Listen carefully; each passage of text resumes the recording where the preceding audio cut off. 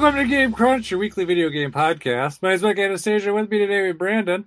Hello. And that's it. We're going to talk about games and things. Games and things. Mostly games. A lot of games. What's on the agenda this week? I don't know. I got my Black Friday deals to talk about. You got, I don't know, your game to talk about. We got games to talk about. Yep. Yeah, that's the goal. That's the name of the show. Mm-hmm. You ready to get started? Ready to get into it? Mm-hmm. All right. I'll go first. Actually, I usually want to start out before I forget. Just a touch on Mario RPG again. I didn't play anymore, but I had two things that I had thought about last week that I was planning on saying and forgot, and then remembered them obviously after we recorded.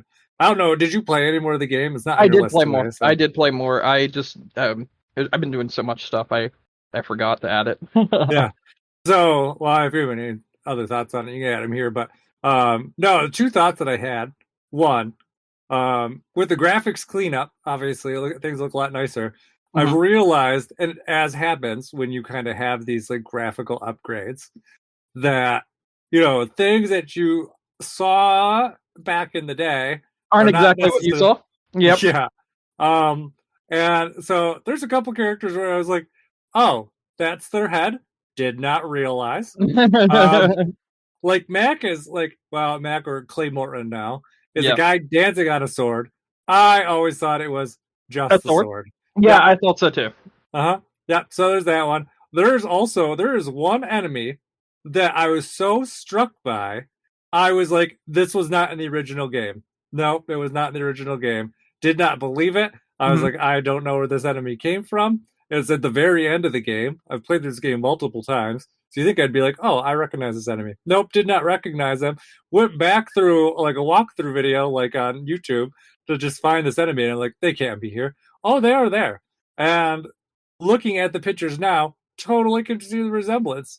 But at that time, I was like, nope, did not see it. Because I thought the character was in the Super Nintendo version was more of like a mushroom type of enemy. But apparently they're more of like an amoeba blob enemy, which when you see it animated differently, you can see like it's a bit different. And going back and looking at the original one, I'm like, oh, I can see, how I would have seen what I originally saw, and I can see what the character really is now that it's animated properly. But yeah, really interesting to see kind of some of those disparities between where my imagination was from the old graphics versus the new ones. So I thought that was interesting, and I forgot to mention it last week, and I was like, oh, well, I got to talk about that. The other thing I had was kind of a I don't know, maybe like a thought about the future. I kind of half think that this might be like a stepping stone for a sequel game. Yeah, forgot to mention it last week. So here's my reasoning for it. So, they decided to remake this game after 25 years. Okay, that's one thing in the favor. Kind of makes it more relevant and makes it more prime to it. There is also too that interview that's been circulating around where like the original director of the game was like, hey, I'd really like to make a sequel to that game before I retire. So yeah, that going around. Apparently he made that comment a couple of years ago. I think maybe like a year or so. But it's circulated now again recently because it's relevant. Also, kind of food for thought. You'd think in terms of game development time, when he was making that comment, probably fully aware that this game was in development at that time. So you have that going on. So something that's there, and obviously, bringing this game back, assuming it sells well, kind of opens that door for them to go back and maybe do a sequel, which seems like something that some people might be very welcome for. And kind of 3, the last kind of thing that would be in favor for such a thing. Well, I guess maybe 3/4. Obviously, Square's been working with Nintendo a lot more and doing a lot more exclusive stuff with them. So you have that. But you also have the fact that Alpha Dream doesn't exist anymore. And they were the Mario and Luigi people who were the... Yeah, they were the ones that were really driving the Mario RPG, in the last, generation or two. Now without them there, kind of leaves a void and, makes maybe a welcome space for a new one. Yeah. So, especially too, considering that, when we look at stuff like Paper Mario it's only been kind of an RPG for since the GameCube. So, obviously the Wii U, and Switch versions did have some RPG elements, but they weren't really strong RPGs. So, if Nintendo's looking to fill that kind of strong RPG void, Square makes a lot of sense. I'm sure they'd probably be on board with it because Switch is just ridiculously large user base. So it makes sense. I'm gonna kind of go with it. So it's kind of that's my working theory that this could be, I would assume, probably depending on sales, kind of like an entryway for them. Could be testing the waters between this and the remake of Paper Mario and seeing which one does better, and then going with that. Basically, that's kind of my theory. Yeah, I think it's probably one of I think it's I how do I put this? It also could be let's do both kind of thing. Like, they could obviously have Square, do, kind of more of a real Super Mario RPG too, and treading that water there. And then, if Paper Mario sells well, that might be kind of a hint to Intelligent Systems, who presumably will be working on another Paper Mario at some point, to be like, hey, maybe the next time you do it should be more RPG focused as opposed to, puzzle based or whatever. Because depending on the person that you talk to, Mario RPG and Paper Mario, even when Paper Mario was RPG, they're not so similar that they exclude each other. I don't necessarily agree with that. I think that Paper Mario is very much a RPG that's built off of the frame that Super Mario RPG built. So I don't think they're so dissimilar that you couldn't do it. But obviously, if they're selling well, there's nothing that says you can't just, they already put out so many Mario games a year anyways.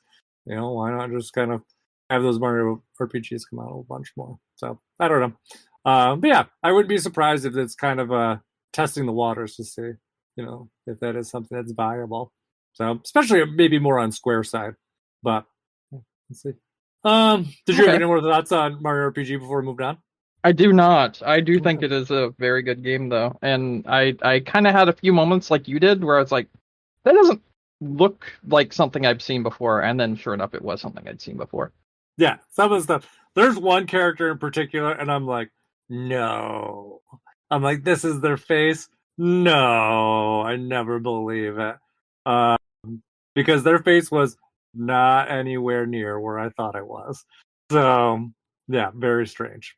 Yeah, and that one character where I just didn't recognize it all. Yeah, very, very strange. Anyways, new stuff I've been playing, and you'll probably hear bits and pieces of them again next week. Tales of Symphonia. I picked up. Yep. I got like 6 hours into it. Seems to run really well. I don't really have any complaints with it, aside from the fact it's a very old RPG. And I forgot what very old RPGs were like, because it's been a long time since I've played a very old RPG. Yep. Yeah. Okay. Fun things like no save points. Losing sends you right back to the last time you physically saved. And everyone's favorite, random difficulty spikes. So, yeah. And also, too, part of my nostalgia for... So, I played through Tales of Symphonia, I think 3, maybe 4 times. I'm very sure for 3. There might have been a 4th time. However, after the first time, Tales of Symphonia has a very robust New Game Plus system. So, my experience with it in my memory is more on how it was with New Game Plus versus how it was with when you don't have all those extra bonuses. So, yeah, there's a lot of stuff there that I'm like, I'm really having to grind because I did not remember this game having like the crazy difficulty spikes that it did, where I'm just like, oh fuck, I just got wiped. Oh, just lost 2 hours of progress. Let's go back to where we were. Yeah, so those kind of things are just kind of there. But that aside, it is a great game. I'm really enjoying it. I'm really, enjoying the stuff that's there.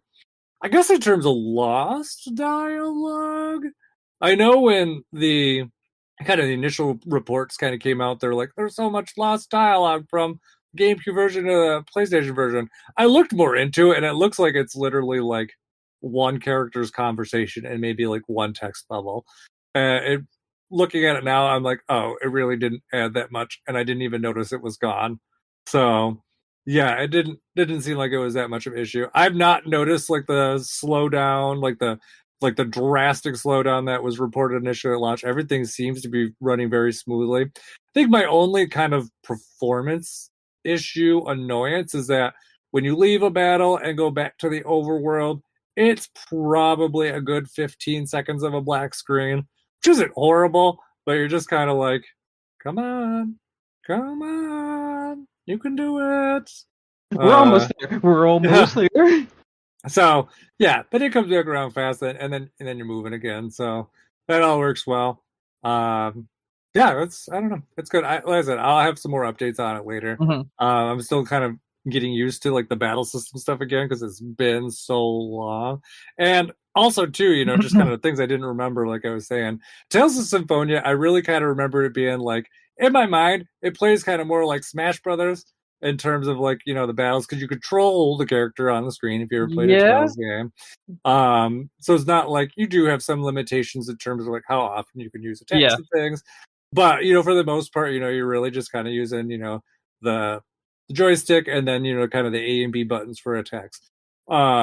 But there is also a block button, and it is there for a reason, and it's Did you always forget the block button existed, or did you never use it before now? I think it was more well, block buttons are always my weaknesses in most games. So it's usually a button I kind of That why don't you use don't a play lot. fighting games? Yeah, probably because I If don't you need like to to block, block. you need to block. What? No, no. I'm just gonna tank all his shots Yeah, to the I'm like face.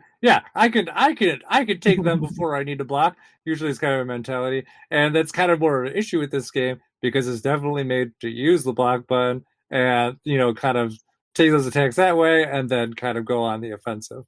So yeah, so just getting used to all that kind of has been that. Oh, and I was gonna say the other part of it though is too probably when I was playing New Game Plus and had like the experience like multiplier, Mhm. probably didn't have to worry about blocking as much was my guess. So because I could probably at that point tank through it. Not possible right now. So but yeah, that's good. I'll have an update on that later as I progress through the game. Like I said, I'm trying to think how many shrines there are. I don't even remember. Like it's so weird because like bits and pieces of this game, in terms of like I think I said it before too, but bits and pieces of the game are coming back to me slowly. Where I'll just kind of have like a glimmer of like, hey, I kind of remember where this is going story wise. But then there are other things that are just completely lost, even when I see them. So it's just kind of just getting back into it. So there's that. Other thing that I played this week was Bayonetta Origins, Cereza, and The Lost Demon. And let me tell you, I fucking love this game a lot. I'm very happy I finally bought it. So Very nice. I'm surprised. Obviously this game got so much more care than Bayonetta 3. It's so apparent. Really? Yeah. Huh. Yeah. This Okay. game is the story makes sense, which is a huge improvement over Over Bayonetta 3. yeah, huge improvement over Bayonetta 3. But honestly, like in terms of gameplay, it's a pretty clever like game. So this game is kind of like if Bayonetta and a top-down Zelda had a baby, and then this is the game. So because it really does have like some Bayonetta elements in it. Although it's not obviously a combat heavy game, it's definitely more of a like puzzle ish game. There is combat, but it's not through Cereza. It's more through Cheshire, the demon.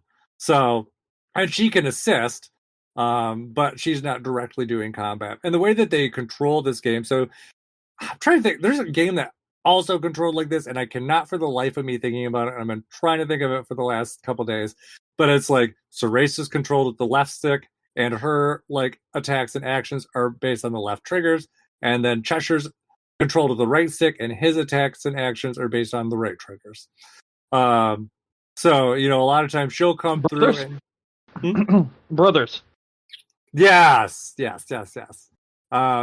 And that's kind of what I was thinking in my head as like literally as I was saying, I was like, I'm like, I wonder if it reminds me of that one game where you're playing with two. Yeah. Yeah, so controls a lot like that. So, Cereza when You you're in a described another game. huh? You also described another game the way you described that. Which You game? described Astra Chain as well. Oh, really? Yeah. I didn't realize I played like that. Yeah, I Yes. guess. So Astro Chain, like your astro projection thing is an extension of yourself, so you like control it with the other stick and the buttons while you control yourself with other buttons. So you're controlling two things at once, but your astro projection thing is more powerful than you are, so you have to use it as an extension of yourself. And use Interesting. yourself just to like kind of it's a it's a good game. It would be an excellent game if it wasn't on Switch. Fair. The biggest issue is just the performance. It just does not feel like it doesn't feel good to play because of the inferior hardware. Yeah. And I don't think that's the issue with this one. This game definitely has like a slower pace. Like I don't think I mean I've not really noticed any significant performance issues. Hmm. The game's slower paced, you really kind of you're using Cereza to go around and kind of hold enemies down with like she has kind of like a thorn spell that kind of holds enemies in place so that Cheshire can go and attack them. You don't necessarily have to, but they kind of like work in tandem that way, and she can set up Hmm. some other attacks for them. Um, but then a lot of it too is like she takes damage.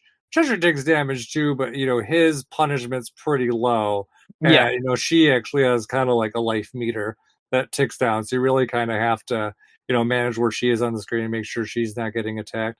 Um, but things that carry over from Bayonetta, they do kind of that like page introduction where every time you see like a new enemy, it kind of just gives you like, hey, Fairy Kingdom or whatever, and then it's like the enemy and their name and like a picture.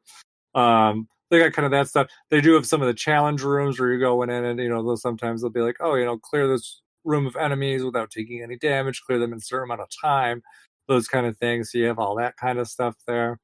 Um, it does seem to, from what I've seen, and also kind of stuff that I have seen, it does seem to fill in some story gaps in Bayonetta 3. So obviously you're playing as like a young, Bayonetta, so it's kind of like a prequel ish, because you're a young Bayonetta. Um, and they sort of that whole multiverse thing. But it kind of there's a character that appears at the end of Bayonetta 3 that Hmm. kind of ties into this. So um so Mm. yeah, so you get kind of that stuff there. But like I said, this story way more sense. A million times more sense. It's incredibly coherent. It makes a lot of it's a coherent story that kind of has like a good motivations for the way that's progressing.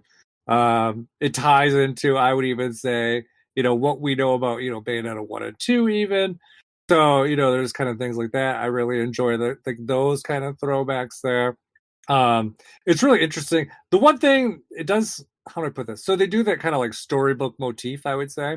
Um, so like cutscenes are kind of told through like almost like an audiobook where it will come up. You'll have kind of like some mildly animated graphics, and then you'll have like a narrator, and it's always the same narrator, this old lady, who is just kind of reading through. It's like Bayonetta and Cheshire walk through the forest, but then she does this thing too, where it's like when they're talking, like so if it's Bayonetta talking, like she'll use her voice actor, but if it's Cheshire talking, it's the old lady trying to do like a gruff voice, which will be like, but I said I wanted the whatever.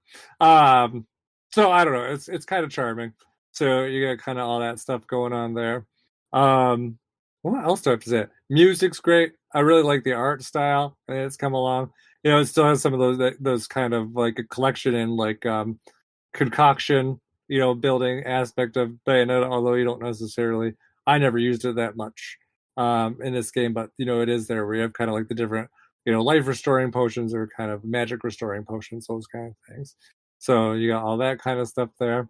Um, and it does kind of have like a seamless kind of, you're moving area to area, but it all kind of like pathways together pretty well. It does give you some reason for backtracking because you do unlock abilities that you can use to explore extra areas of the game as you go through.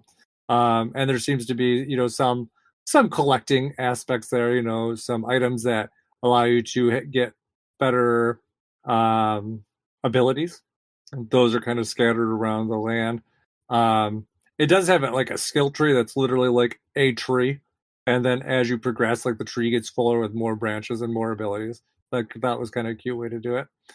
Um, Music's fantastic. I do really kind of moments where like music will pipe in and it'll get really catchy, and I mean that's awesome. Um, yeah, but no, game honestly much better than I expected it to be. Been very happy with it so far. So I'm very close to the end. So I Okay. don't know. I'm so close to the end. I don't know if I did the final boss already or not. I think I did, and just haven't finished the story yet, but not sure. That's kind of where I am in the game. I did a boss, which in my mind, presumably, was the final boss, and it was a pretty intense, wild fight that incorporated all the skills that you've accumulated over the course of the game. So it has all the telltale hallmarks of a final boss. But I finished it, and then there was like a story beat that kind of popped up, and I'm like, oh. And then I was like, I'm gonna save and quit. I don't have time for this right now. So like I thought I was at the end, and there's more. So yeah, so it seems like there is that there. From what I understand too, there is a in terms of unlockables, there is like another chapter at the end of the game that is what ties into Bayonetta 3 specifically. So I'll have that, to kind of go back onto. But I'll give at least kind of spoiler free updates on that next week. But I would say, for people who are Bayonetta fans, I would say if you were like me, don't write this game off. I was much happier with it than I thought I would be. Granted, Okay. it's not it's more about the story and the universe. The gameplay obviously is kind of wildly different than Bayonetta. This is not like action, combo style game. This is more of a, action puzzle game. And so it's very different in terms of that. But like I said, I really like it. I thought it was really nice. It seems to have like a lot of good quality there. But obviously, because Bayonetta is a child in this one, not walking around. She's sassy, but not like M-rated sassy. So, as you might understand. So, although DJ saw the character on the screen, and he's like, "Why do they have this child dressed up as a slut?" And I was like, "She's a witch." And I'm like, and he's like, "Obviously." She's like, they could have done a little more care, like in terms of how they dressed her.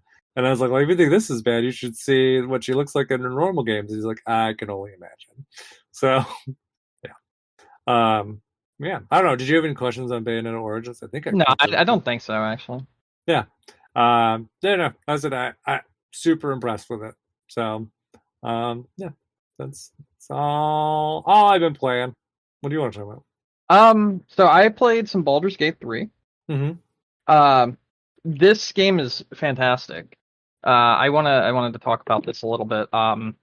This game is absolutely insane to me, Mm-hmm. and Yeah. I believe that if it doesn't win Game of the Year, that something is wrong. All right, so obviously I have not finished this game because this is like one of those 300, 500 hour long RPGs, that sort of thing. So I've barely even touched the surface. I'm like maybe 6 or 8 hours in, but it's obvious the quality that's on display here and Mm-hmm. what has been done for this game basically, and what it's doing kind of to push not only its genre but the entire gaming medium forward. I'll give you a few examples, right? So this is Yeah. the kind of game where like people are still finding quest lines and stuff that aren't even marked on the map. And this game has technically been in production for 3 years and in early access for 2 of those years. So when they're still finding shit like that, it's actually fucking wild. You can have conversations, you can do things. Like my friends, whenever they're playing it, they want to see someone that's playing a new playthrough because other people's playthroughs can be completely different from their own, even Mm-hmm. as early as like just starting the fucking game. Because of how it works, because the game's designed to be like Dungeons and Dragons. So like you have like saving throws, you have like this sort of thing, you have like the RNG elements of that, but also have like where you can add certain points to your character build and everything, so it offsets any kind of negatives, or if you like roll lower, you can still offset it by leveling up your character's stats and whatnot. And the amount of things that you can do is actually kind of impressive. because like my buddy who's put like I think like 80 or 90 hours into the game, he was watching me and he was like, I had no idea this like place even existed that you found. Because I was just like exploring out in like the open world area. Because when you're not in combat, you can just like freely move around basically in the open world. And I was exploring and I happened to roll an intelligence check while exploring because it will automatically do that if you're nearby something. And I succeeded the check and I realized that the wall was actually an entrance, and then I like went inside and it was like a place that hadn't been seen by other people that had already been playing this game for hundreds of hours. And I think there's something very special about that. And then on top of that, the actual like production quality and the fact that I haven't like run into a single fucking glitch, and many of them didn't either, is just super impressive. It shows essentially what can happen with the gaming industry when you let a developer make a game at their own pace instead of having them shackled to like, corporations and having to wait and like, crunch really hard to get things out in time. This was a game that was released when they thought it was time to release the game.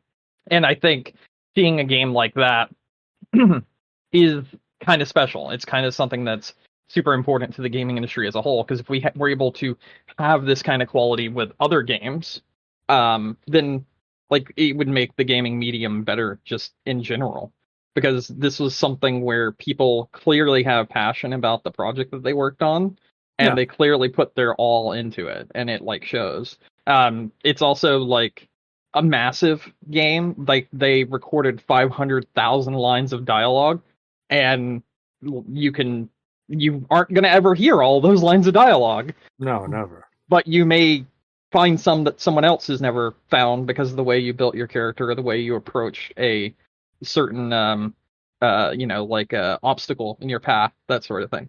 Like at one point I was given this poison that I was supposed to drink if I ever felt myself becoming something. It was like Mhm. a safety net, basically. If you ever feel like you're losing control, kill yourself by drinking this poison, was what this one person told me, essentially. And my initial thought was like, because of how open this game was, my initial thought was like, can I poison someone else with this and kill them without anyone knowing? And I still don't know if that's possible or not. Like that's a thing, and the fact that something like that, like that's like an actual thought that I have. Like, how could I approach this to use this to poison this other person that I need to get rid of? And that's like a legitimate like thought that went through my head because of how open the game was, is like kind of impressive. Because it's kind of like a case where it's like, you think you could do this? Just fucking try it, see if it works. That sort of thing. Like you can literally be in the middle of a conversation with someone and to decide, I don't like this NPC, I'm gonna kill them, and you just click a button and initiate fighting. And you just kill them if you want. Like that's the thing, and I don't know what will happen if you do that, but like it's possible, and that's kind of impressive. Because Mhm. like you think of games like Skyrim or something, and it's like, God, I hate this person, I want them dead. But it's like, nope, you can't do that. You don't have the ability to do that. You're not allowed to do that. They are a needed NPC. You can't do that. This game's just like, yeah, sure, fuck it, go ahead. Like, um, it's very polished. It's very like it actually. I think the best thing I could say is like, I played Starfield this year, and I played this, and like Starfield so many times it gave me the illusion of choice, and this game I have so many choices I don't know what to do with it, like more or less. Yeah. And I always find like new choices, and it's very very impressive. So like it is, like I said, it's one of those like CRPGs. Think things like uh your like Fire Emblems, your stuff like that, but it's a lot more open and it has like an open world, that sort of thing. So like your gameplay is going to be like where you move and you take your turn and you attack and you do this, that, and the other, and you have actions that you can perform at certain times and that sort of thing. So the easiest thing that to like make you think of it would be Fire Emblem for you, or like Advanced Wars for you. But there's a lot more to it here because like you have like different actions per turn that you can take. So you can do like a movement action, Mhm. and you can also do like an offensive action, but you can also do like a defensive action. So like you can do those sort of actions each turn, essentially, and you can do any kind of action you want in those turns. Like you want to pick up a barrel that's sitting next to you and then throw it at someone and use that as your attack. Fucking do it. You can do it. There was a booby-trapped chest that I found, and I was just like, what if I just steal the chest and then sell it to someone while it's still booby-trapped? Will they give me the money? And they did. They did. I literally sold them a booby-trapped chest, and nice. They gave me the money for it. Did they then get caught in the booby trap? That would have been funny. That would have been funny. I don't think they ever opened it though, so that was the best part. And like when you barter with people, you can like take less money than they're offering you, but then that raises your standing with those people, so then you get like discounts at a later time in the game. So like you can do that, like get yourself like massive discounts from NPCs to use for later on when you actually need it by accepting less money at the beginning. And I think that's like, there's something really special and interesting about just the sheer amount of choices you have in this game. How like everything flows really well, everything looks incredible, and the gameplay is like just a ton of fun. And it doesn't feel like something that's like, yeah, you can't do that. It's just like, I see something and I want to go there. Yeah, go for it. Whatever, do it. And I just think that's like very special. Because like even things like, you think of like The Witcher 3 or whatnot, you go somewhere in The Witcher 3 and eventually you're gonna like be gated off and not allowed to go to a certain portion of the game because of either story reasons or like difficulty. But this game's just like, you could sneak past like everything. You could hop around like the base of mountains and like climb by using the jump ability. You can do all this shit and like find different ways around obstacles. And it, again, I think the approach to it would be similar to something like Breath of the Wild when talking like in your sake, because like a game that you would like be able to compare it to. But it's even more like open and there's even more options than that game. And I don't know, I just think this game's like incredible. It's something very, very special, and the quality is like second to none. I don't think there's ever been a more like quality, really well made game in modern gaming than this one, like period. And like I said, if this doesn't win Game of the Year, someone does not like this game. Like someone has an actual vendetta against the developers of this game if this doesn't win Game of the Year. Yeah, I mean, I've not heard anything but good things for this game. So, yeah, it definitely deserves to be in this category. So, be interested to see. And obviously, we've already seen that it's won some Game of the Years from some places. So, I think like Golden Joysticks or whatever, I think they gave it to it. So, it'll be interesting to see how it ends up. You know, they're usually the first ones because they go in November, like crazies. But, you know, as we see, you know, more, you know, outlets go through Game of the Year stuff, it'll be interesting to see, you know, how universal it is. Because I think it's gonna, I think overall, I think it will end up taking a lot of Game of the Year awards. See, that is also, and I actually want to discuss this. I think that's a problem I have with Game of the Year, like the Game Awards, like Game of the Year sort of thing. It is literally a popularity contest, even among like the peers that vote and everything, because no one really thinks these things through. They're just like, "Ooh, I see game, I get game good, I like this game."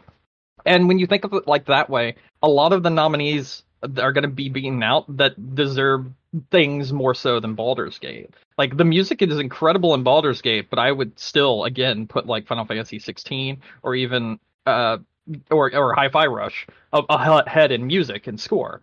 And that's the kind of thing that is not going to be thought about when we get to categories, I'm afraid. And it's just going to be like, Baldur's Gate, good, that one, do that one, do that one.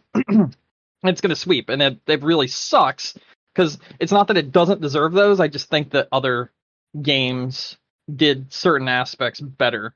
It deserves Game of the Year. Like, that's, like, as a whole package, it deserves Game of the Year. But as, like, individual pieces, It may like not art necessarily. direction and that sort of thing. Obviously, it's not in art direction, but I'm saying like if you were to take something and put it up against that, like um, I, mm, Yeah, it's no, I really agree. tough when it comes to narrative. Like I want to say Baldur's Gate 3, but oh my god, Alan Wake's narrative is so fucking good. Alan Wake 2, sorry. But yeah, like you look at this stuff and you're just like, it might be the best game overall, but it's not the best in individual categories. You know what I'm Yeah, saying? yeah, and we were talking about that when we were going through the Yeah. awards. Like, there are certain things that just kind of seem like they were put in there just for the sake of putting them in there, Hmm. but didn't necessarily think through, the strength of them being in there. Because we were talking about, maybe some games that didn't necessarily did not seem to be strong enough to be in some of the categories that they were in, Yeah. and other games that were notably missing from categories that they probably should have been in. So yeah, I agree with you on that. I think that there's definitely, and I think the Game Awards they tend to do this every year where there's usually one or two games that get pasted into like many, many, many, many categories where they aren't necessarily strong in, but it seems like Hmm. they're there just because of their game of the year. Yeah. Um, so yeah, no, I can't disagree with that at all. Yeah, it's gonna be tough, and it's gonna suck seeing so many of these be like. It's gonna suck seeing it take so many categories because I think it actually is. Oh, that's again like I said, the people that are on the jury is just like, yeah, fuck that game.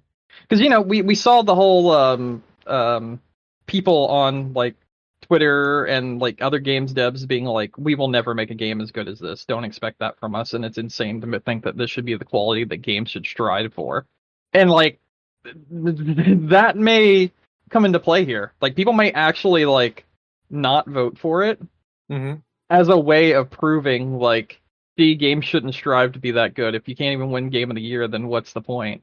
That's another thing I was thinking. Like they could actually prove that point by being like that biased against it, Yeah, which would but be wild.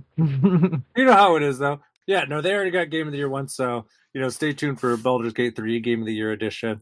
And then you don't even Hmm. have to go. Who was it? Ubisoft, which had Game of the Year editions, but that game never won Game of the Year.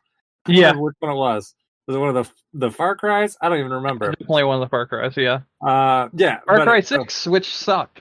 yeah, but somehow still got a Game of the Year edition, even though it never got any Game of the Year awards. Maybe it did from some like obscure like site, and that's where they ran with it It from. was the developer's son. He's like, I would like to give this game a year, and he's like, oh, Yeah, that's good. So that now we can make a game of the year edition. or maybe like Ubisoft has their like own internal Game of the Year, and that's kind of where it is. Um, but yeah, no, I mean, I think it definitely, it's definitely a game deserving of Game of the Year awards. Hmm. So I think that's there. But I do agree with you. Just because you're Game of the Year doesn't mean you should sweep all of the categories. Exactly. Um, yeah, yeah. What else? Well, they put up the Player's Choice Awards for Game of the Year. Uh huh. Also, did you see that? I don't think so. Player's Voice is what they're calling it. So there's like brackets right now for there's like I think 30 games in here or some shit. And some of these are like awful picks. I put it in general so you can see it. I'm pulling it up right now. Okay. Let's see. Da-da-da. So far so good. So far so good. No, no, thank you. Let me ask you, saw Fortnite, Genshin Impact, and GTA Online? Probably Yeah, Destiny 2, Diablo 4, oh, we got and League Final of Fantasy Legends. 16. Yep. That's still around apparently. Yep. So Minecraft, No Man's Sky, which I mean, fine. Uh Starfield, apparently. hmm. I saw today. Apparently they've been going on Steam and arguing with people. Which I Yeah, thought was funny. that is funny. I did see that too. Made me laugh my ass off. Yeah. Like It's what? You don't it's think it's exciting to go explore a barren planet? yeah, yeah. What do you think was on the moon when they went there? Okay, this is at 1960s. Like, let's get into space for the first time. It's supposed to be a future where we've seen lots of empty planets. Nobody wants to go there. So, No, Starfield is a huge miss. If I can talk about Starfield for a while, because yeah. a lot of people are pointing and like being like, "This is contentious. This is why it's obvious there's a bias against Xbox because Starfield didn't get, nominated for anything except for Best RPG, which they keep ignoring that for some reason. But it's not going to win, so it doesn't matter. But my thoughts on that is Skyrim is better than Starfield, and Skyrim came out like fucking 13 years ago almost. Like that's sad. You can do more in Skyrim without mods than you can do in Starfield. And that is not the way you build a game. You don't build a game like that. You don't do that. That's not how you become the game of the generation, by building a worse version of the last game you made. That's not what you do. That's like, it's going to take quite a lot to make Starfield what they claim that it is. Mm-hmm. And honestly, with Starfield being made the way it is, I don't even think it's an engine problem. I just think it was a competency problem. Like, there's no competency with Starfield. Like, okay, I get it. The engine does hold back and cause you to have to do the millions of loading screens and whatnot. I get that. I totally get that, because you don't want to use a new engine. You don't want to make a new engine or something like that. Okay, I got it. It makes sense in a weird, fucked up sort of way. But it doesn't make sense when you make a game where you can pass skill checks to convince someone of something, and you pass the skill check, and then your companion steps forward and is like, "You can't do that. That's too far. You're going too far. No, we're not going to have you do that." And then, like, it's like, why did I pass a skill check if my companion's not going to let me do the thing that I want to do? Why is this even a thing? Why is this an option? Why was there an option here to let me do a thing if, in the end of the day, you don't let me do the thing? Yeah. And I remember, like, one really good example of that was you're supposed to meet someone in this, like, fancy VIP lounge and everything, and, like, one of the options is just fucking kill him. Like, just do it. Just kill him and leave. It won't matter. You can just leave once you kill this person, and then all the loose ends are tied up and you're done, and you just move on to the next mission. And I wanted to do that, and I passed the ability check to do that. And then the game was like, no, you can't do that. And I was like, well, why'd you give me the option then to pass an ability check if you're just going to be like, nah, can't be a very bad guy? Why are you letting me play a RPG with the illusion of being a massive dickhead, and then you tell me, no, can't do that, that's bad? Why would you do that? That's not an RPG. That's just you strolling me along the way you want me to play your game. That is not a role-playing game. That's a you play this role game. It's not you get to choose your role. It's we choose it for you. And the worst part, like I said, is something like that. It happened to a much lesser extent in Skyrim. There were many points and times where you could just say, fuck it, I'm killing this person. Mm-hmm. I feel like it. Yeah. I'm gonna do it. And then you do it. It's like, okay, that quest line's been closed off to you, but you were able to do that. Yeah. You could do that. And then Starfield feels like it's trying to be way too safe and, like, kind of guide you along a path to make a decision, and then it has to be the one that they've specifically crafted for you. Otherwise, it doesn't matter. And that is, like, my biggest issue with Starfield. There have been so many times where there were, like, things like, tell this person to shut the fuck up, hit them, do this, that, or the other, or whatever, and then you attempt to do that, and then you succeed in doing that, and then you're not allowed to do that. So why the fuck was that an option in the first place? If you want me to play the goody two-shoes, just force me to play the goody two-shoes. Don't give me the illusion of choice. It's fucking stupid. And I hated that. I hated that so much so about Starfield. Because I wanted to make my own decisions. As you should be able to in that kind of game. Yeah, like I broke onto someone's ship, and then there was an artifact, and I had the option of killing the man and taking the artifact, or taking the artifact and then, like, like convincing him to give me the artifact. But no matter what I did, however I got that artifact, it sets off an alarm and I have to fight my way back through the ship. So why give me some kind of, like, demerit, some kind of, like, you're a bad person if killing the man and taking the artifact is going to always be the outcome? Like, I always have to have the outcome of kill this man and take the artifact. I cannot just not kill him. That's the problem. Like, I can let him go, but eventually, because the rest of the ship is hostile, I'm gonna have to kill this man. Mhm. So why, like, again, give me the illusion of that choice, and then just be like, "No, I was just kidding. You don't get the no. You kill him anyway." Like, I don't get it. I just don't get it because, like, Starfield pissed me off. I actually think Starfield is like my most disappointed game this year because of the fact that it definitely had like a veil over it as I was playing. And the further I got in, the more and more I realized how little anything I did mattered. Because at the end of the day, it was just going to usher me on to the next quest. It was just going to make me do the next thing it wants me to do, no matter what I did. And that pretty much me wanting to go out and explore or go from planet to planet or find like little hidden things, it didn't matter because at the end of the day, I could do the same thing somewhere else without needing to deal with all this shit.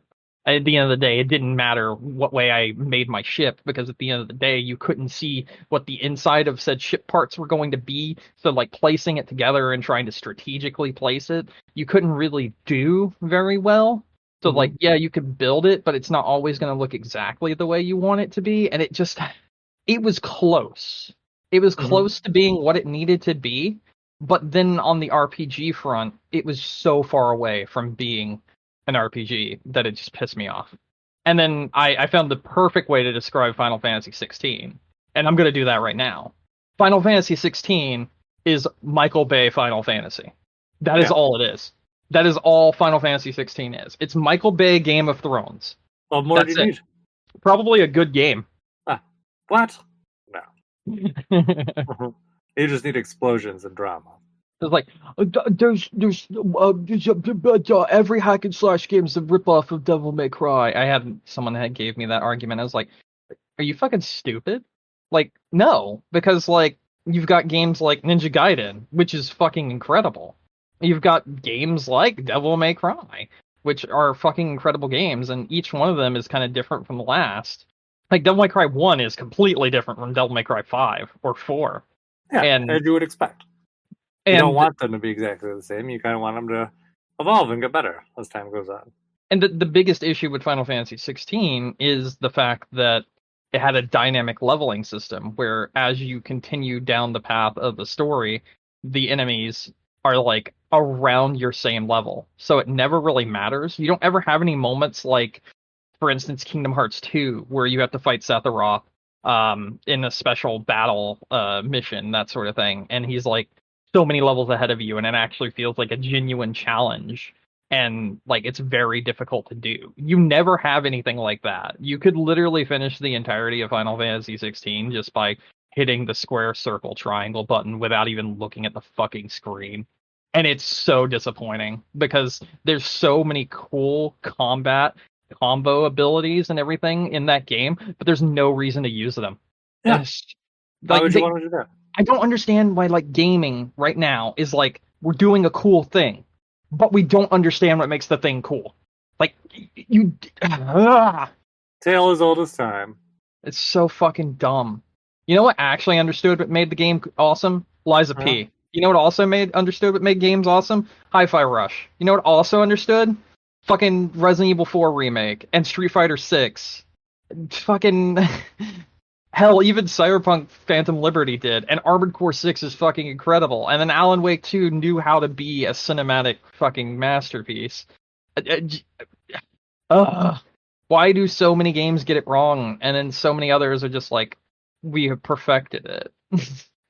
And like the ones that you would expect to be the ones that get it right are the ones that had already perfected it in the past and then failed the next time. Man, fuck, dude.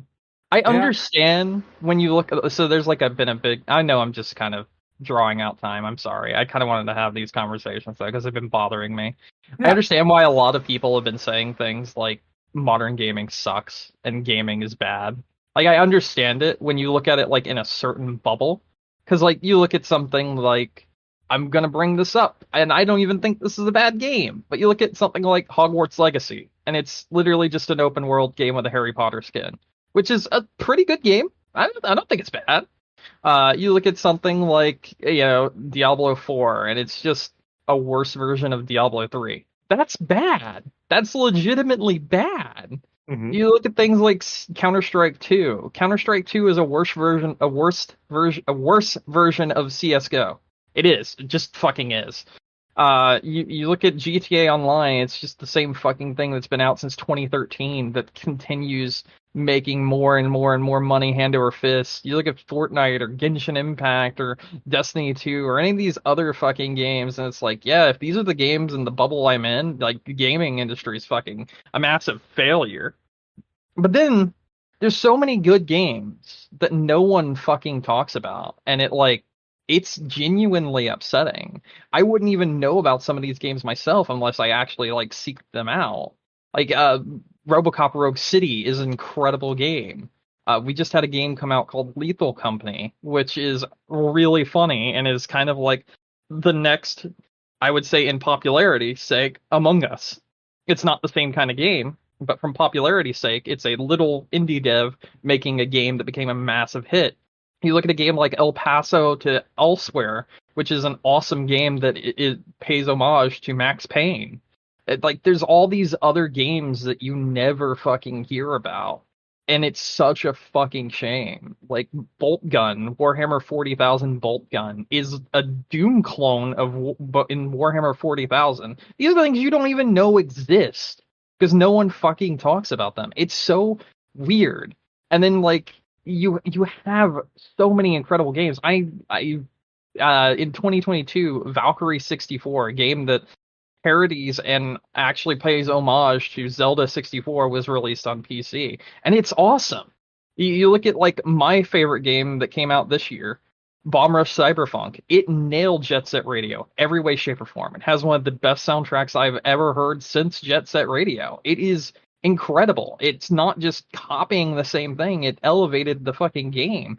You look at things like Pummel Party, which is a fucking Mario Party clone for PC and other game systems that works so well with online. And you look at like Nintendo's online and you're like, the fuck are you doing? You look at all this shit. You look at all this shit. Like you even look at games that come out in that are big titles that get completely overlooked. Like one of my favorite titles of this generation, that being Xbox Series X, S, and PS5, because Switch still hasn't caught up to the current generation, is Returnal. Returnal's amazing. It did fucking awful. It did not do good at all. But it is an incredible game. And then like you look at all this shit and you're like, these games that are different, exciting, difficult, fun, really enjoyable, and like very creative, being made from like first party studios, are just being completely ignored. So why the fuck would they not just pump out a Spider-Man 2? Why the fuck would they not just make another Mortal Kombat or another game with microtransactions out the fucking wazoo? Why the fuck wouldn't they just make something safe when all this other shit like goes completely ignored because no one's willing to step out of their fucking bubble and actually play some damn good games, and instead they just ignore things unless you like actually show it to them and be like, no, please look at this. Did you know, Mike? Yeah. Penguin, my Penguin Man, my Clash of Penguin Man, that there's a game that's called, yeah, you want those games, right? It is a $10 game that takes all those fake advertisements that you see on Facebook and YouTube and all those other places and makes them real games. No. Yeah, this is a thing that exists. It released this year. It's really funny. You know, like the fucking castle thing where the guy's got to fight the thing and it's like the numbers where it's like you're number 5 and this person's number 6. And in the advertisement, they always send you to like number 99 and you get instantly killed. And they're like, download our app on the App Store. And their game is nothing like that. This is a game that was made to be exactly like all of those fake games.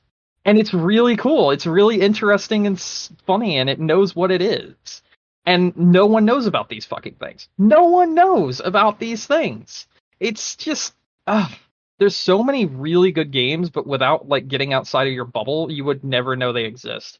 And I think that's why, in particular, I like want to always show someone something different during game of the year and be like, "Hey, look at this thing, please." Or like I mentioned something to you like, "Hey, Mike, please play Vampire Survivor. Please give it a go. Give it a try. It's very good." And then like 99% of the time you play the fucking game and you're like, "Wow, that was really good. Why have I not heard of this before you mentioned it to me? Why the fuck aren't we advertising these games? These Um, legitimately good games that like really take off, but it takes like years to make them take off. yeah. Like I just don't get it. I just really do not get it. And it's super obnoxious and annoying because sometimes these really good games that get made, they don't have a year to take off. The company shuts up shop. They close up, they leave because they're a failure, because no one would give them a chance. And then people find the game and they're like, "Oh, this is a really neat game. Oh, well, I wonder when they'll make their next game." Well, they're not going to because you didn't give them a chance beforehand. I like it's it's so frustrating because there's so many good things out there that people don't ever see. There's like one of the most interesting games right now, I think, is also an ARG that exists. It's like called the Enigma Machine, and then like there's several other games in the in the like line of these games where like it's telling like a story and it's doing like a cinematic thing, but it's being passed on from game to game, and like it has to do with like VR and like AI technology and all this other stuff, and it's like done in a horror sense where it's kind of got like very cyberpunky vibes and everything, and it's like when you're in this machine, when you're in this game, are you actually alive? Have you transferred your soul into it? That sort of thing. Are the things that you're fighting in this machine, are they like the past people that fell for the kind of trap and this sort of thing? And it just goes to like really crazy, weird places. And then there's like other games that are released in the same um vein, but they're all differently named games that you, as you're playing them, when you find them later on, you're like, "Oh shit, that's actually a game that's in the same series as this series." Because like they don't release them and say, "Oh, from the creators of blah blah blah blah blah." It's just something where it's like this person's doing something very creative and like creating their own universe out of these games and creating their own story, but like they're not releasing it in a way where they're explaining that, "Oh, this is the next story in the or a sequel to the last game." It's just something you kind of find by mistake, and then you find out that it's connected to the last game, and like all this shit sounds really interesting and inventive, but like no one's playing them. And aside from like the few people that have found picked up on them, no one's mentioning them, no one's talking about them, and they're like very topical because they have to do with like AI stuff and whatnot, and they have to do with like VR stuff and whatnot, and all these other things, and they're really interesting, but like no one finds them, so they might as well not exist, and it really sucks because they're so fucking cool and they're so different and innovative, and not the same fucking Marvel game for the 300th time, and not the same Zelda game sequel, which, to be fair, they did innovate on Breath of the Wild, but also like it's still just Breath of the Wild 2. You know what I'm saying? Yeah. It's still in the same thing. It's still not something that's like out there, something that's like different, something that takes a chance. But then like why should these people even do that in the first place if no one's going to see their fucking games to begin with? And it really sucks cuz when you do look at it that way, then like people are right. Like gaming does kind of suck.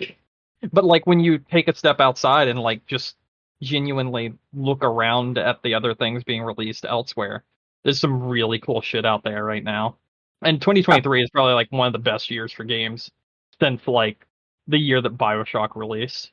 So People usually will find those things eventually. I mean, I was just reading, what was it? Like Vampire Survivors had been out for a while before it yeah, even started to get traction, and now it's crazy. yep, Um, so it will happen. It just takes time sometimes. Not everything has the instant. You know, I think a lot of it is it needs the word of mouth. That's kind of the hardest thing. Yeah, Um, I feel like I kind of want to make like a YouTube series, like showing these fucking games off because they're so cool and they're so interesting, and no one like knows about them. And I kind of want to do something with that because it's so weird. Like there's so many things that are so beyond like the scope of what you see in like modern gaming right now that's out there that you can play that does exist that's really fucking cool, but like you said, there is no word of mouth, there is no one talking about them. I mean, I showed you World of Horror also, like you've seen that right now, mhm. like that's been out since like 20, well, officially it came out in 2023, so it officially came out this year, but like it was in early access for like 5 years. No Mhm. one mentioned that fucking game. I mentioned it like twice or three times, but like no one talked about this game. It's so cool. It's so good. Yeah. Well, it'll get there. Although it makes you feel better, I did get my cousin to pick up Vampire Survivors when we were Hell yeah, talking about dude. games at Thanksgiving. So you know what? There you go. You got like another tangential person picking that game up. All thanks to you. So yeah. So there's I don't even want it to be like something that's linked back to me. I just want people to play good games. That's really all I want. yeah. I want people to play good games so we continue to get good games. Yeah, as we will. I mean, there's lots of, it's interesting, it's like, you're talking about these games, these, small games having a hard time making money, getting traction. Then you have, Mhm. what was it? Oh, I can't even remember the company now, but the company that owns Free Radicals shutting them down, it sounds like, along with a lot of their other stuff. Embracer? Yes, that's who. Fuck Yeah, no. Embracer. They're doing like crazy amounts of layoffs. Yeah, Um, yeah, and I think there's news that kind of broke today that they fully expect Free Radical to be closed before Christmas. So I think about 2 weeks is kind of what they were expecting. So you got that coming. You hmm got just kind of other things. Just kind of lots of studios seem to be. There's been a lot of layoffs lately. yeah, So, but on the flip side, though, a lot of times those layoffs do result in new companies. So, a lot of those people will kind of reconvene together and then, work on, something new that's they're passionate about. yeah. So there will be new games, new exciting games will come. But will So people find them? Because it's a new company, and it's not something that's safe that people know about. You know what I'm saying? Like that's the like catch 22 at the end of the day. Like, yeah, this is a new thing, from relatively unheard of people. Are people going to even give it a chance? eventually, Yeah. whether or not it's, enough time, who Mhm. knows? But, if you build it, they'll come kind of thing. You just got to get That's the true. right. That's true. That's true. And you know, there is like one other thing I'd like to say about this. Yeah. Like conversation. I know I've gone on long enough. I'm taking too much time, sorry. Um there is a whole another side of things that I actually would love to talk about, but it's like it's a little bit touch and go, like should I talk about it? So, I will just throw this out there very, very quickly. There are games that do release on Steam Hmm. and release in other places as well that have just straight up they should be rated AO. They should be, or maybe they actually are, right? Yeah. Uh because of the content in them. But here's the thing. They're fucking incredible games. Hmm. And they're incredible games hidden underneath like actual like adult themes or actual like nudity, sex, that sort of thing.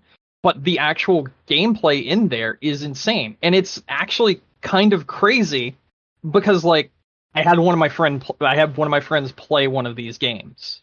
The theme of the game is called, but the game is called Flip Witch, and Uh-huh. the theme is you swap back and forth to solve puzzles, but you're swapping back and forth between genders. All right. So the Flip Witch spell allows you to be either a male or a female. So based on what you need to do, That you go to, you become either a male or a female using that spell, that sort of thing. This is a Metroidvania game Uh-huh. that is so fucking good. I put like 3 to 6 hours into it, and like one sitting, and Okay. it is so enjoyable and it's so like inventive. But the issue is there's just like full on pornographic scenes, and it is Yeah. legitimately rated AO. It is a pixel based Metroidvania game where there are actual pornographic scenes and like adult themes and stuff like that in the game itself. But the actual gameplay is so good that it's almost impossible to convince someone to be like, hey, yes, I know you could see this person's completely naked and doing this, that, and the other with this character, but this is actually a really good game. And like my friend was like, all right, you know what? Fuck it. I'll give it a try. I bought it. He bought it and finished it in one sitting. He was like, this Oh game was wow. fucking great. Like, he was like, legitimately, I didn't even like think after a while about this being a pornographic game. I just was like, this is a legitimate, really good game. And there's quite a few games like that that have been made in that space, Uh-huh. but you're never going to see those on the Switch, on, PlayStation, on Xbox, on anything like that. You're never, ever, ever going to see those on those consoles. And it's weird because, like, when it comes to violence and gore and stuff, everyone's just like, fuck yeah, let's talk about it all day long. But when it comes to like any kind of like sexual theme, people are like, I'm not really so okay with that sort of thing. But like, it's like actual good games that are being sold using sex appeal and like, more adult themes and stuff, but like you're never going to see them outside of like itch.io or outside of something like on Steam. It's not even going to be on like the Epic Store or anything like that. But there's so many garbage games like that that are also on Steam that you're never going to take any of the stuff seriously Mm-hmm. because of how many bad games are just thrown onto Steam like that. And it's so weird because like I would love to have like a whole discussion on that sort of thing, because there's like the whole like taboo of like playing games like that exist in that kind of space. But like there is a whole nother like genre of games out there that are being overlooked because they're of their more taboo like themes and that sort of thing. Like Fear and Hunger just got really popular, and that has really taboo and really bad, disgusting themes and everything in that game. Fear and Hunger 2 also just got really popular because someone released a remove all the sex mod, remove all the sex and stuff from the game mod. Like all the gore and violence and everything else is still there, but all the Mm-hmm. nudity has been completely removed from the game, and all the sexual stuff has been completely removed from the game so that it can be shown like to people on Twitch or on YouTube and everything. And I do think it's really weird that it's like that's becoming popular and people are taking that game seriously because they have removed the like sexual stuff from the game. Whereas like it's still the same fucking game that's really good, but no one would take it seriously before because of all the taboo subjects and everything. And I think it's really weird that you're able to like patch out something like that, and it's like now that's acceptable. Now people think this game is great. Now it's getting all these views and all this, that, and the other. And then like when you have that stuff in it, it's like we're just gonna ignore it. Like we're just not gonna look at this game ever because that stuff is in it. And it's basically a subject we will never talk about. We'll never talk about this game. We'll never play this game. No. But then like you have like games that are incredibly gory and everyone's like, fuck yeah, let's go when it comes to like that sort of thing. And like no one shies away from that. But when it comes to anything sexual, people are just like, I don't even want to look at it. And it's so weird. I don't know. It's just another conversation I've been having with people that have actually played these sorts of games, and they're like, yeah, these are actually good games, but I would never play them if I didn't know, because there's no way you can advertise something like this. You can't put this out there for other people to see. How are you going to put this on YouTube? And Yeah, it's like, people are always like that. Yeah. and then it's like, but you remove the sex stuff from the game. Hell yeah, now it's going straight up on YouTube. Decapitations, violence, cannibalism, totally fine. Yeah. Anything sexual? No, no, no, no, Yeah. no. It's always very strange, but it's always been like that. It So has, and that's what I'm saying. A whole nother subset of games go ignored that are being made and that are actually legitimately very good because of that like taboo, because of that like mentality that people have, and it kind of sucks. yeah, it's like people want to make the games the the kind of the way they envision them, and that's always kind of been a thing. And it's it's like even the same thing with like back in the day the whole hot coffee mod thing like that was Mm-hmm. pretty much inaccessible, but people were pissy about the fact that it even existed. Yeah. So yeah, Oh, this stuff is widely accessible, literally viewable within the first few seconds of the game opening up on oh yeah, every no, one of I the know. games I The mentioned. way you described it, I figured it was not the same, but I'm just saying, It's the general theme of the full game. yeah. I said people just got upset even about the fact that it remotely even existed. But like, So to like put that into context again, like that being the general theme of the full game versus just something you can do in Baldur's Gate. Like you could just undress all of your characters and have them completely naked, and that's acceptable. Like that's the weird thing to me. You put it mhm. on like a big AAA game like Witcher, Baldur's Gate 3, uh, Mass Effect. You do something like that, and they're just like acceptable. But if you theme an entire game around it, they're like, nah, I don't even want to look at it. I don't even want to. No, no, no. Get that out of here. And it's Yeah. so weird. It doesn't make Um, any sense. some of it does. It depends on the context, I think, of the person who's playing it too. It's one thing if it's you and you're playing at home and no one's gonna see. But you think about someone where it's like you know they even kind of addressed it with like Bayonetta 3 where they added that option to have the Yeah, and I thought the that was cutscenes, fucking weird too, to be completely but honest. they gave people the option, Mhm. so that was there. Because you always there are people who do play, their games in the same room with other people. It's like if you want to play a game, and there's a possibility of say your mom walking in the room, regardless of how old you are. Yeah, It might yeah. be strange just to be there playing like some nudie game, Straight up and degeneration. yeah, Yeah. so No, no, just I get that. I get that, but I guess I'm just saying like I do understand that mentality. I 100% understand that mentality. But like I don't understand why no one will talk about these games existing. That's what I'm saying. Like they'll just ignore them until someone removes the sex from them. But then a game like Baldur's Gate 3 having it in it, it could win Game of the Year. That's what I'm saying. That's yeah. what doesn't make any sense to me. Well, some of it comes down to the visibility of it, and I would say The kind of literal the first screen you get in Baldur's Gate lets you customize your penis or vagina.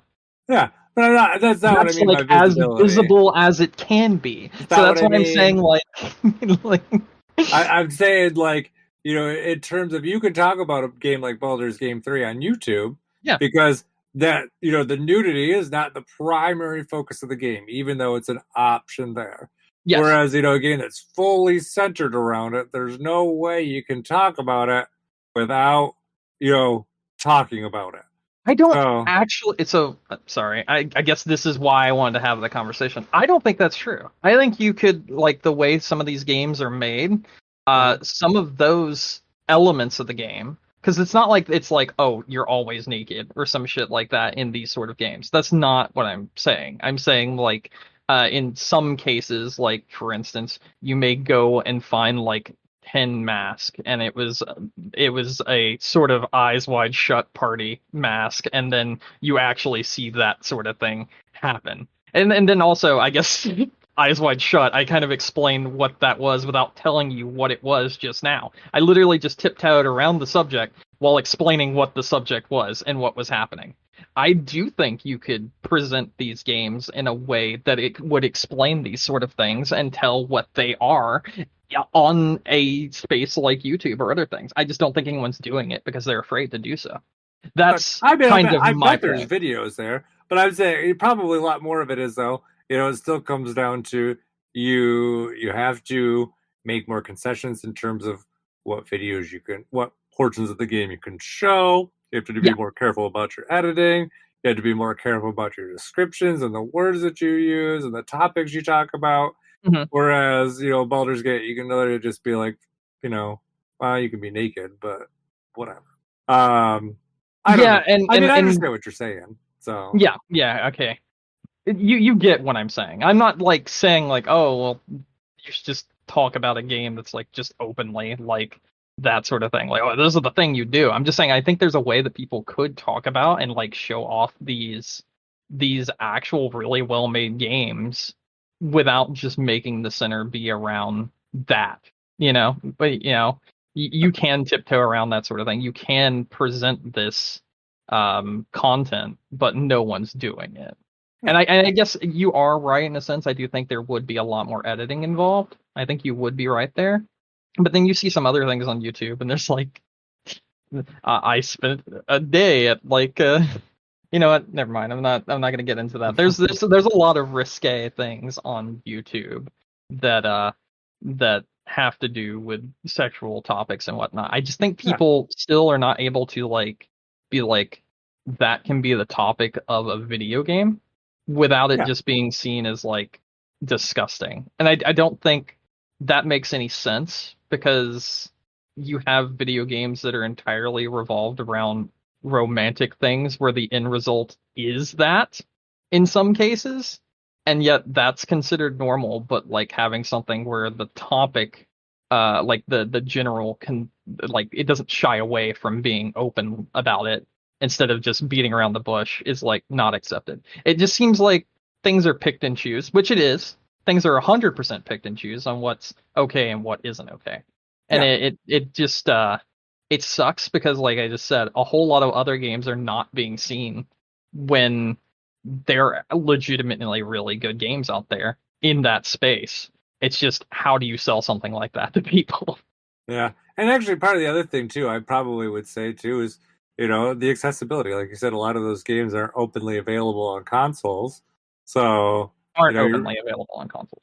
yeah, so you're looking at a smaller audience, which does make things a little trickier too I think for you some. underestimate the audience on PC, like the amount of people that game on PC now. No, a Since lot the of people game pandemic, on there's a PC. shit ton, and I think also with now PC handhelds coming out, there's becoming more and more people that game on PC as well. Yeah, and there is, but I There's don't not know. 22 million. There's not. Well, I mean, there probably is, but There probably is, but there's definitely it's a different subset of people yep. uh, that are there versus I just think I don't understand why things are looked at as taboo. Like why it's like okay to talk about this, but not about this. It doesn't really make any sense to me. that I don't know. That's question as old as time. Always, you're never gonna find the answer for that one. It's always been like that. So yeah, that one. I'm sure as time goes on, just like everything, probably will become more accepted. But just where it is right now, it's just Yeah, it's I think it'll be interesting to see when and if that actually happens yeah. as well. Once Nintendo, releases Metroid where you can play through her as like naked Samus or something, That then that will never happen. That's the thing. that But that's not what I'm asking for. I'm not asking or saying that that's something that should be done to a.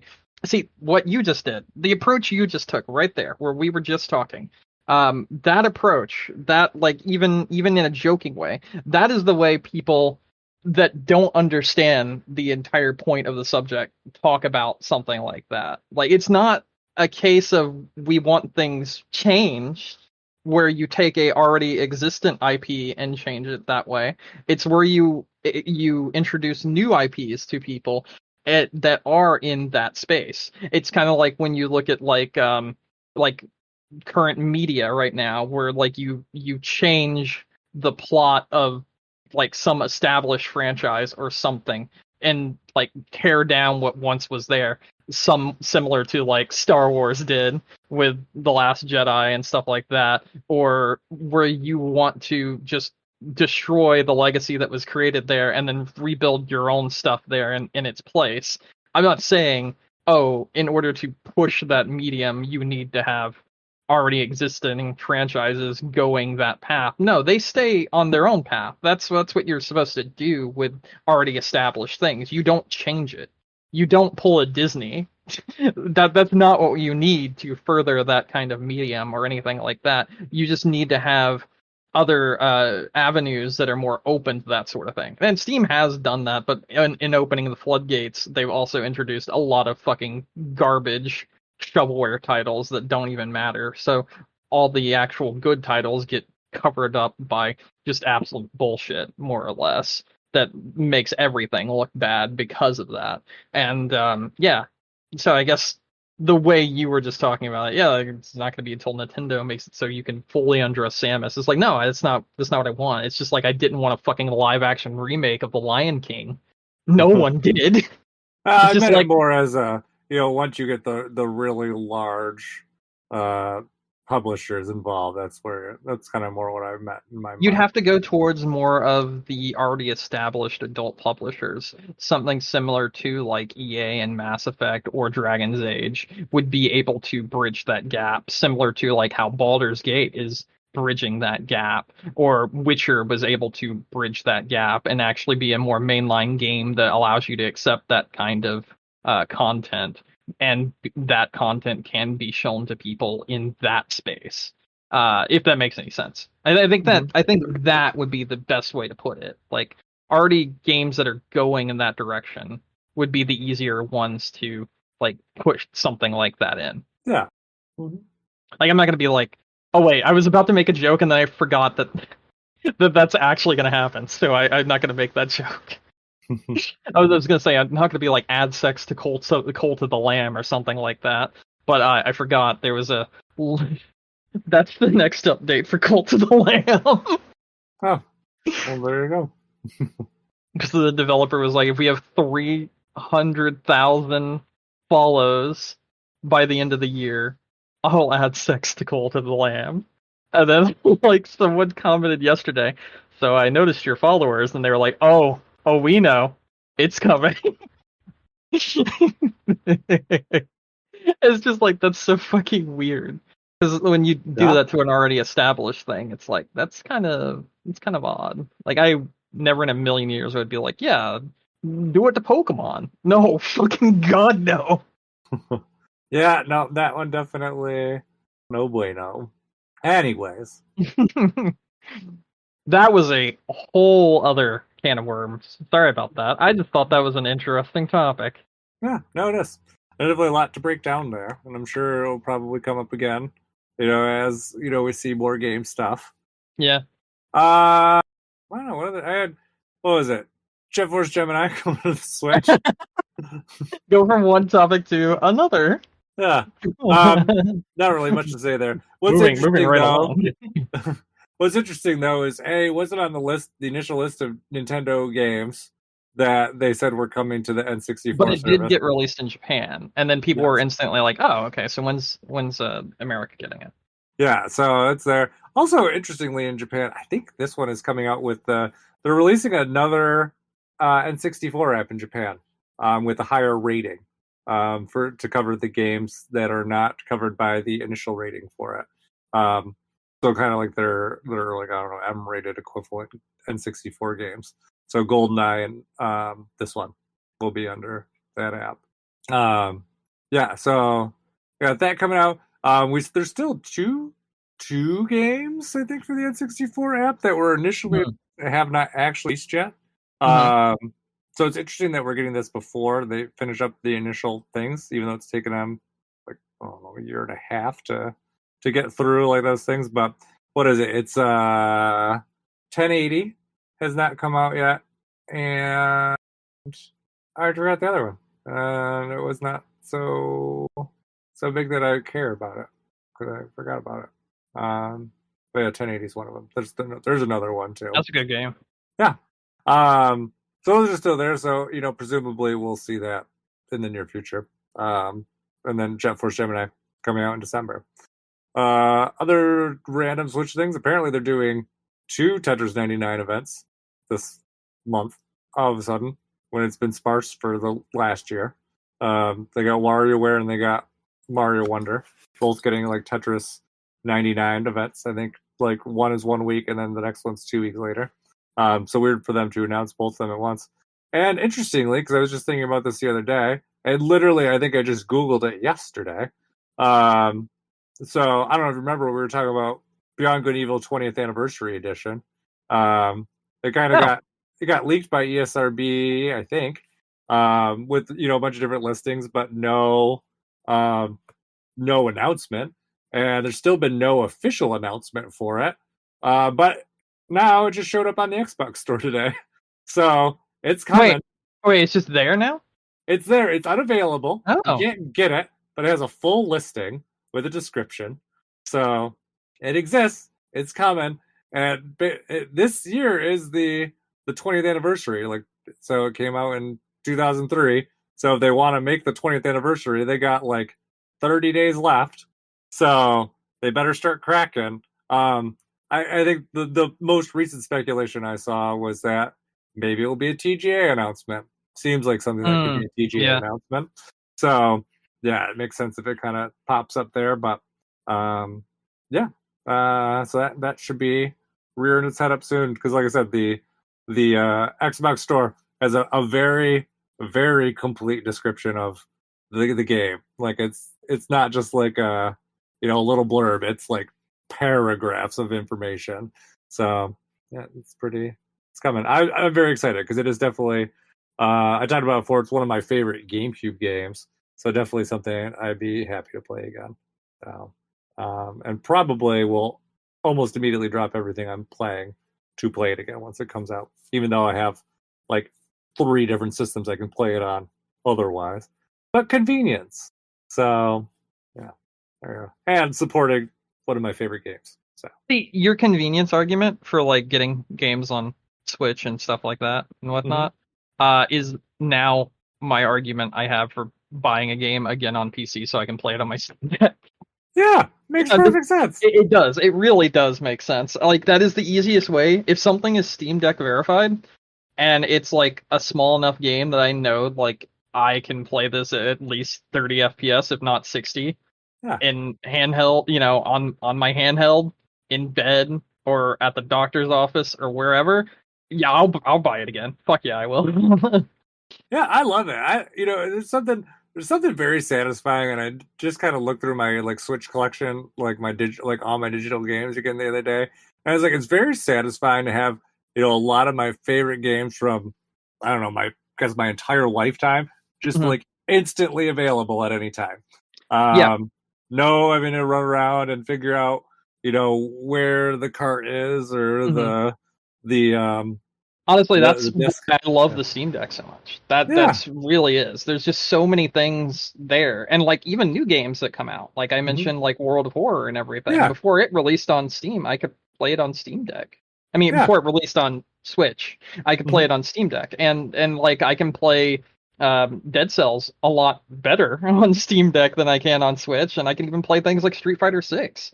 And like having those options is wild to me. It's so good. It makes me so happy to be able to do something like that. And like I said, it's nice to be able to be like, hey, I can play it on my TV, I can play it, in bed, I can play it wherever I am.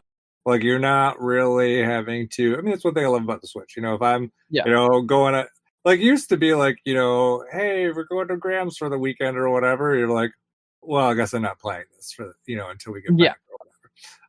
Now it's just like, oh, all right, whatever. Pick up my Switch, play it, when I have off time, and it's good to go. I don't have to worry about hooking it up to the TV. I don't have to worry about dragging a ton of shit along with me. It's literally just pick up the system, everything it needs there, you're good to go.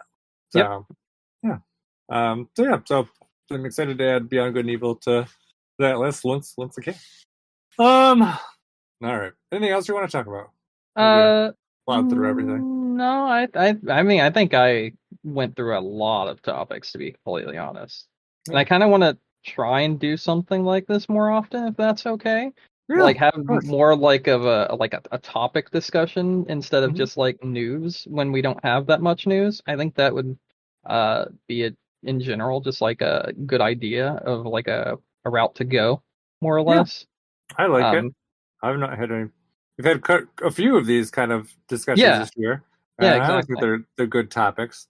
So yeah, I don't Because know. I like to have a few more topics, and some of these always come up on like Twitter and stuff, and that's where some of these topics come from. But then some of them are like obviously, like the last one we just had is from me.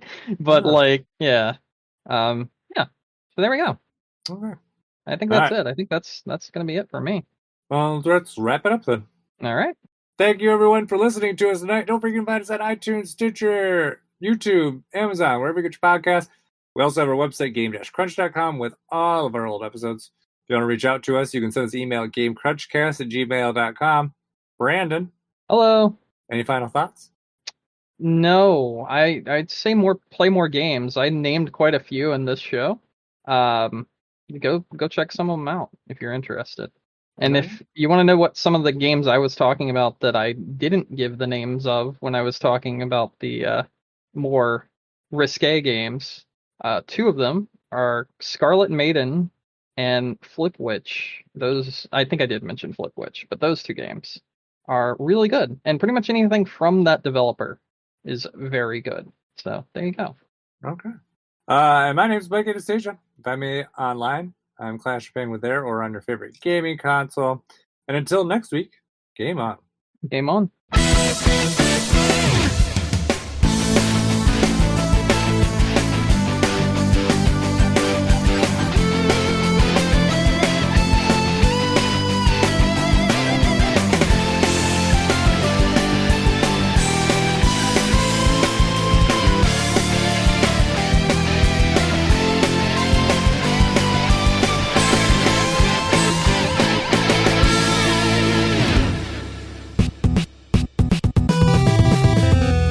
I had a man tell me on Twitter, and I shit you not. Was it Elon Musk? No. No Elon Musk jokes because it's just boring and way too easy. That Sony is more popular than Nintendo will ever be. Well, tell that to the sales numbers. Yeah, I said that, and they said I don't count the Switch as a console. It's a handheld, so you can only compare it to things such as the Vita or the PlayStation Portable. And when you compare it to those, or even the Portal, then yeah, of course Nintendo is going to be doing better there. But they ain't got no chance up against consoles. And it's like, what about the fact that they outsold the PS4 3-1? Yeah. And you're like, you can't count that because they're not a home console. Oh, okay. And then I posted that Nintendo said they are a home console. And he said, that doesn't count. I said, the company that made it doesn't count? Nope, they don't count. I mean, you could even, if you wanted to go back further, you could be like, hey, look at these Wii numbers versus the PlayStation 3. Oh, I did that. They told me the Wii isn't a game system, it was a gimmick. Oh, okay. I always think that's my favorite thing about like the online, like kind of like, I don't know, debates. I don't even know if that's the word to call it. But those people always use the moving goalposts. Oh yeah, always. They're like, oh, well, if then, whatever. It's like, okay, wow. Yeah, no, I agree with you. Like even if you looked at the titles stand alone. I literally even said, why are we only talking about numbers when it involves Sony? Why is it whenever I show you the numbers for a different company, you're like, that doesn't count? I swear, Sony fanboys have the most fucking brain rot takes in this world. One literally said that the PlayStation Portal is better than the Steam Deck. The PSP? Oh, Portal. Okay. I heard portable at first because my brain is still not adjusted to the existence of that device yet. And the remote play device that barely works, better than the Steam Deck. Yeah, of course. Of course it's better than the Steam Deck. My favorite reply to them was when they said, can your Steam Deck do this? And someone just posted a video of them using remote play on their Steam Deck for PlayStation 5, and they just wrote, yes. Actually, yes.